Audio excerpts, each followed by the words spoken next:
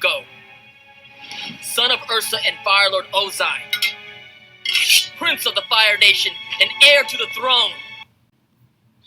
Before I get into the video, I just wanted to thank everyone who subscribed to this channel. I saw the video by Hello Future Me, who studied the psychology of Zula, and he inspired me to do some research on Zuko psychology. I found this topic very personal to me, seeing as how my mom is a psychologist, and you should definitely go check out Hello Future Me's video, as he did a really good job with his research. My mother can confirm for you if there's any doubt. And anyway, without further ado, on to the video. Simple question you need to answer then. Who are you angry at? No one! I'm just angry!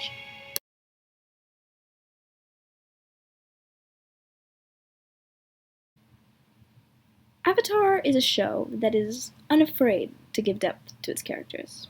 Every single character in the show has an interesting mindset and a history that makes them who they are. Zuko is no exception. Zuko's story is one with many twists and turns, from abuse to anger to salvation. His relationships weave together to aid in his complex psychology. To begin by examining, we will start with the trait that he features most prominently and discuss what this might mean for our character. Throughout the show, Zuko's prone to angry and even violent outbursts, whether it be to his loyal men or even his old uncle who does nothing but try and help him throughout the whole show. This led me to believe that Zuko suffers from IED, or Intermittent Explosive Disorder. Jasmine tea. I don't need any calming tea! I need to capture the Avatar! Helmsman, head a course for the light!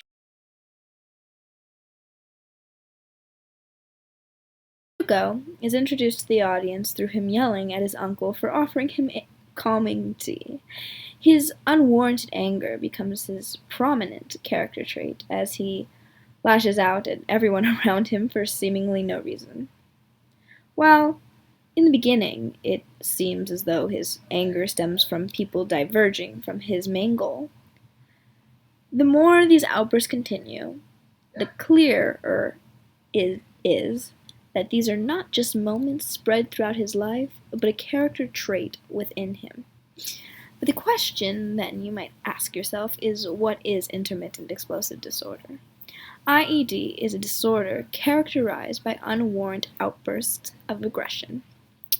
Typically starting in late childhood or adolescence, kids suffering from this disorder frequently have smaller outbursts that do not result in physical damage, and then they also have less frequent, more severe outbursts that result in injury or damage of property. These outbursts tend to be impulsive, and it can be hard to predict when these children are going to lash out. That comes with there sometimes being no trigger to the anger, or that the anger displayed being extremely disproportionate to the trigger that preceded it. In order for someone to qualify under a DSM-5 diagnosis, outbursts must occur about twice a week for at least 3 months.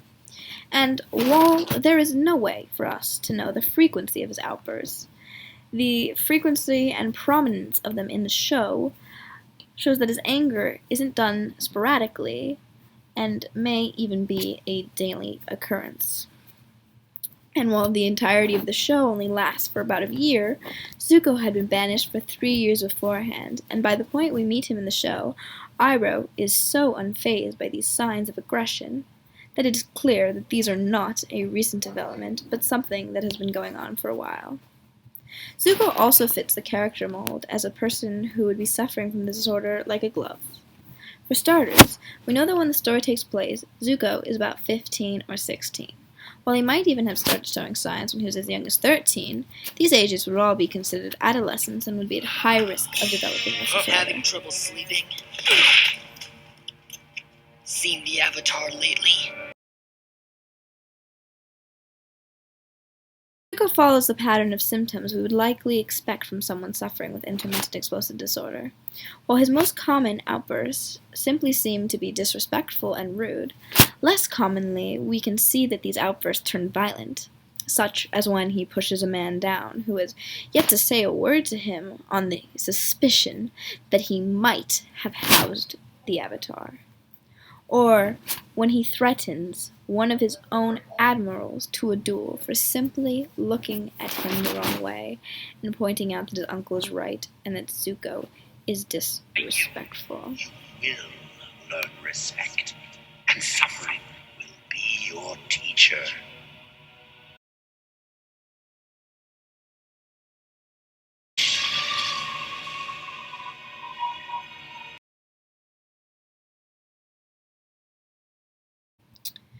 And while IED is very helpful into our understanding of Zuko psychology cannot simply be explained through only this disorder. While it would explain a large and important portion of its character, it is important to continue searching for what else might be going on inside his head. When doing this research, one finds that Zuko also suffers from post-traumatic stress disorder brought on by his father scarring him in the face. The first step in qualifying for this diagnosis is the person must have suffered something traumatic. This action could happen to you could witness it, or it could happen to someone you're close to. People typically associate PTSD with soldiers returning from war. However, the causes of trauma can be of a multitude of different things, including death, threatened death, serious injury, or sexual violence. During the Agni Kai against his father, Zuko had direct exposure to traumatic serious injury, which left him with a lasting scar covering half his face. To add salt on the wounds, this act would have been particularly traumatic, both because it was brought on by his own father, someone whom he desperately wanted the approval of, and the second hallmark to be diagnosed with PTSD is intrusion symptoms. These can include unwanted or upsetting memories and emotional and physical distress when presented with triggers of the traumatic experience. Zuko's scar is hardly ever brought up in the show, and only once with Mai and with Uncle Iroh.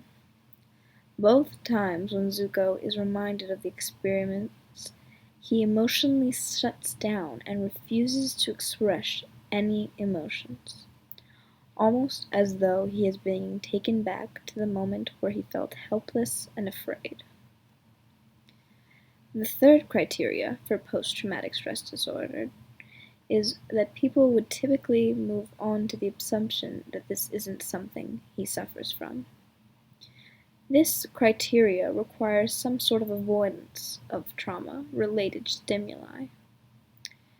And the reason I say this is where people would typically assume he isn't suffering from this is because Zuko seems that rather than trying to avoid thoughts of his trauma, they are on the forefront of his mind, and he is using it to fuel his passion.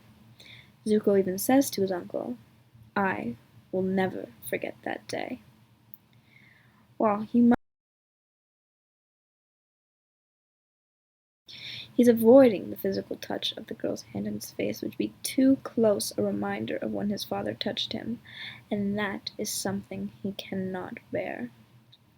Moving to the fourth set of criteria for someone who has PTSD, which is negative alterations in mood.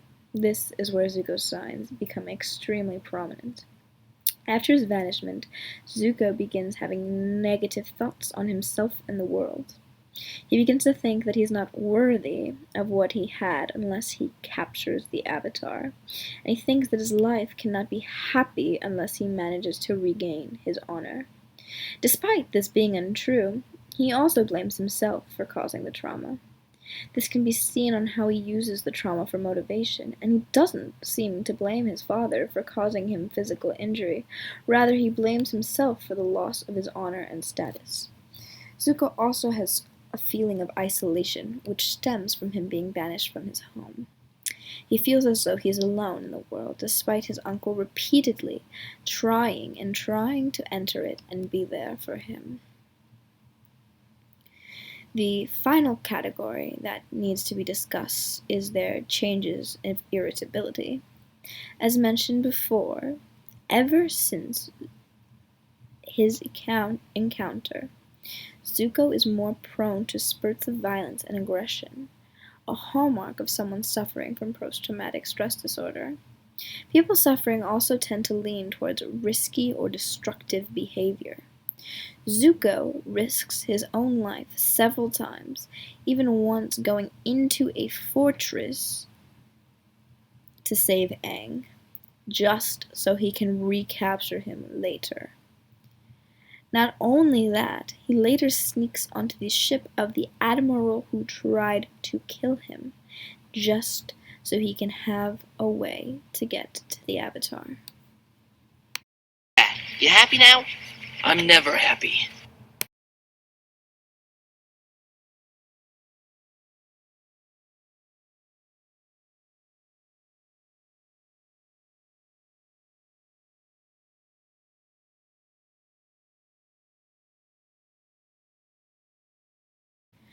Zuko's general mood can lead us over into our third diagnosis for the young man, and that diagnosis would be depression.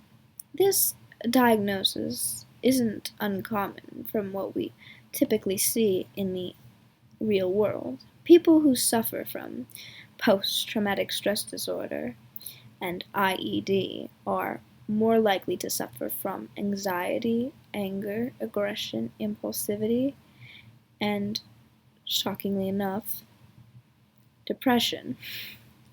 Under the DSM-5, in order to diagnose someone with major depressive disorder, they must suffer from 5 or more of the 8 criteria, and 1 must be related to depressive mood, and 1 must be related to loss of interest or pleasure. Throughout the show, Zuko doesn't display a wide array Night for a walk. Why don't you As join mentioned me? before, It would he clear certainly your has head. the capacity to express anger, but Or whenever he just isn't stay in your emotionally room triggered, and sit in he the dark. seems to mope around.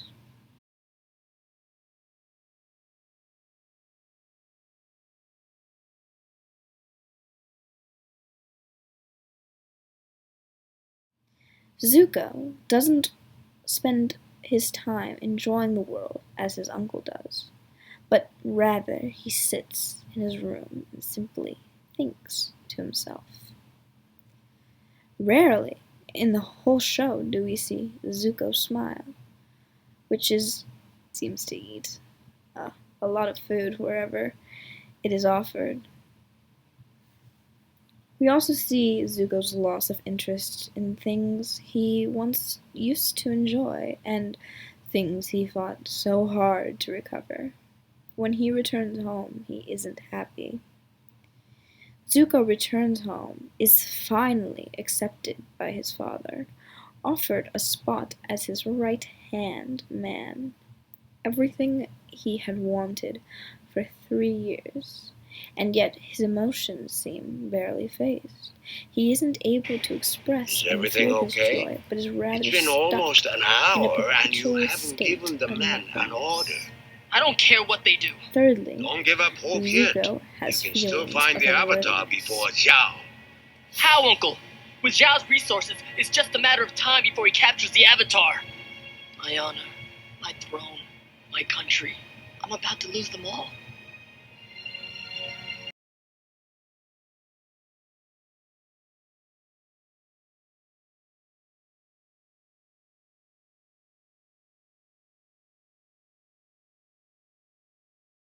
Beginning with his notion of self-worth predicating on the capture of the Avatar, Uncle Iroh tells Zuko that he doesn't have to live that life, and he can make his own destiny, not the one that was set out for him.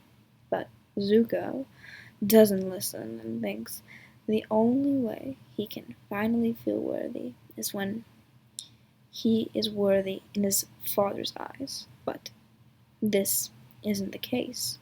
Even when Zuko gets his father's approval, he is still seen in this somber mood.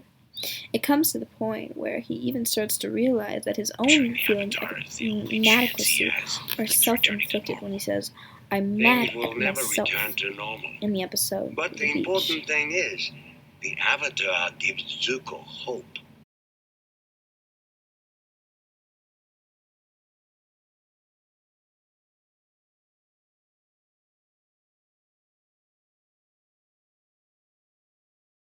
Iroh is the only person who cares enough about Zuko to realize that he is going through these depressive episodes. But unfortunately, he doesn't know how to help him. Uncle Iroh does the best he can by helping him capture the Avatar, the only thing that Zuko still seems to be interested in, after he has lost energy in everything else.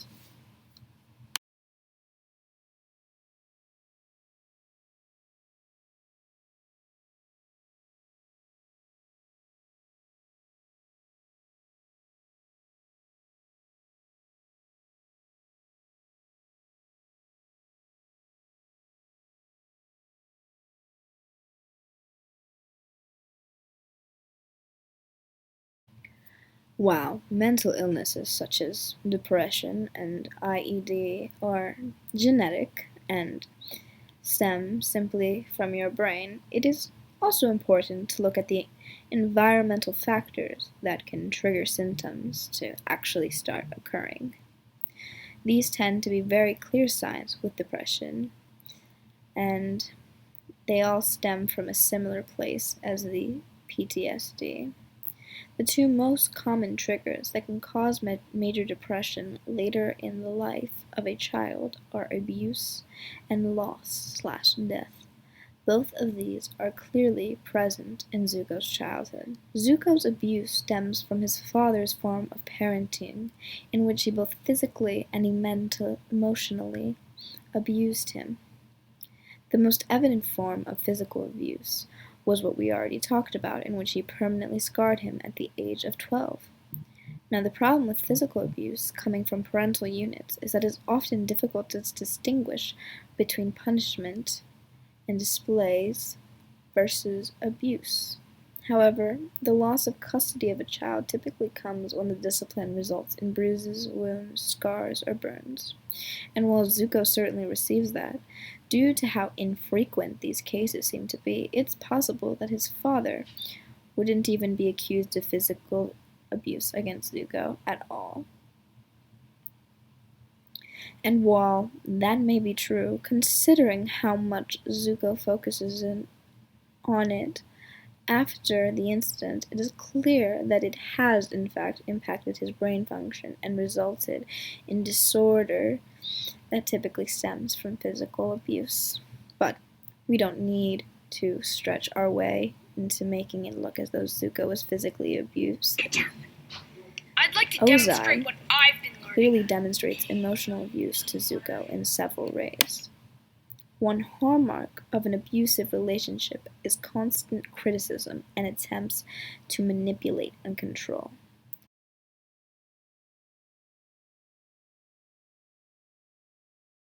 Him criticizing and being disappointed in Zuko. Though we don't see many interactions between Zuko and his father, we can see from what other people say about him that he is often criticized by his father. For example, says, Azula once said, "You can't treat me like I'm Zuko," showing that Ozai often treated his first son with disdain. And not only is this constant criticism damaging to a child, it's made worse by the fact that it is done in a way to manipulate Ozai's children. His harsh requirements for approval make them both need to constantly strive for his love in the dynamic. As their father, he deprived them of his love from a young age so that they would do whatever he asked of them to achieve it when they were older. Another form of emotional abuse is mind games and gaslighting when it comes to accepting responsibility. Rather, he made Zuko believe for years that it had been his own fault that he was vanished, and his father was simply completely correct. He describes it as a punishment rather than the emotional abuse it is. The last and probably most damaging hallmark of Ozai's emotional abuse is him isolating Zuko from supportive friends and family. Ozai takes a 12-year-old boy and strips him of everything he's ever had to rely on and look for support. Before his banishment, he had his country, he had his guards, he had his friends, and a girlfriend, all of which were people he could rely on for emotional support. Ozai took all of that away from him, making him feel lost, lonely, and afraid, as he not only had to contend with being in a strange land, but with knowing that he would probably never hear from his friends again. The second cause that could have led to his depression is the loss of his mother. While his mother didn't die, by leaving him at such a young age, where he never saw him again, must have looked and felt very similar to him as if she had. The other reason this would have had such a significance on Zuko's psychology is that he relied on her for emotional support. She was the only way that he was getting any form of validation, and one day she just vanished, leaving him alone and desperate. Zuko's story is one of suffering and sadness. He has a persistence since he was a young kid. These made him who he is today and caused him to suffer from multiple mental illnesses. However, the silver lining is that there is still hope for him. Because Zuko has people like his uncle who generally care for him, we can see from the series that he is already improving. When he's with his uncle in Ba Sing Se, we finally see him smiling and saying that the day is good. Although he takes steps back after that, now he is freed from the rest of his family, he can finally start healing.